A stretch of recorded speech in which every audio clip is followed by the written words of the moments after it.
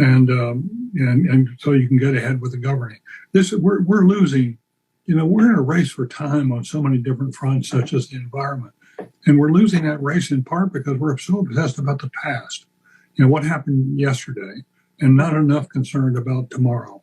We shouldn't be having these kind of storms that we see, and we shouldn't be having the kind of fires that we see, and we should have been better prepared for that. When you go back and look at 9/11, I happen to be living in Boston during a big chunk of this. With 9/11, the people there in Boston, they knew there might be a strike, and they had practiced and practiced and practiced how to deal with a strike. They were looking forward, and then when all hell broke loose because of the bombs that went off. Here was a striking thing, Madeline. If you were in the crowd and were hit by something in that 9/11, if you could make it alive to the ambulance, which was right nearby, if you could make it alive to the ambulance, every single person who made it to the ambulance lived.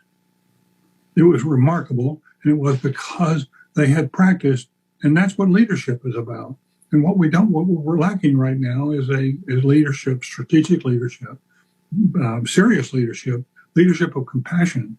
That it really helps us to reunite as a people coming out of these really dark times, these strange years. We need to find each other in a new way, to redefine who we are and our roles. And I think in particular, it's time to pass the torch to a new generation, to younger generations who are not as scarred up by all this, not as poisoned by all of this, and let them get a fresh start and see if we can't put this country back together. So what are you saying? I'm going to try to parse what you're saying when it comes to Joe Biden then. Yeah. Are you saying that, one, he's not doing the right thing when it comes to climate change? He's not protecting it enough? And two, are you saying he shouldn't run for re-election, that he should step aside and let someone else younger run? I have taken the view for some time that I thought it was better for the country, for both Biden and Trump, to step aside. And I think what we've seen since then is that, large majorities of this country do not want to see them as being the only people on the tickets. They're looking for fresh faces. There is a hunger for moving on with fresh people. And I admire Joe Biden. I'm a Biden fan, and fundamentally because I think how he responded to the deaths that occurred of his young children and to his son who in the war. I think he had admirably handled it, and he's going through some rough times right now with Hunter Biden.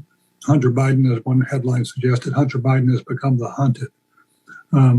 And one understands that given the facts, but he was addicted, and I think that people deserve a little more leeway.